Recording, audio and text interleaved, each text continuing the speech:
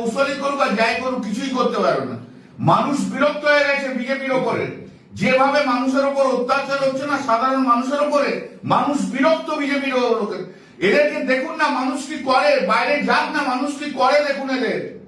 সব জায়গায় মানুষ, আমি তো বললাম সেদিনকে আমি গেছিলাম জগদীশপুরে ক্যাম্পে, যে মতুয়ারা আমাকে ভোট দেয় না ওরা কখনো, সেই মতুয়ারা আমার কাছে এসেছিল, আমি তাদের ভোটে কিভাবে এনরোল করতে হয় সব দেখিয়ে দিলাম।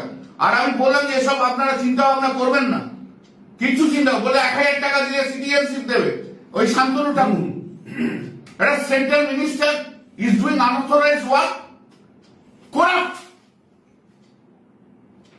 Can any BJP leader, can any central government minister give a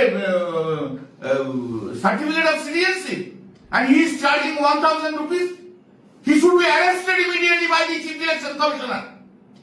If he doesn't, Chief Election Commissioner doesn't do it, I will think that he is a backboneless person, Chief Election Commissioner. Coward! He can't take any steps against the BJP ministers and officers.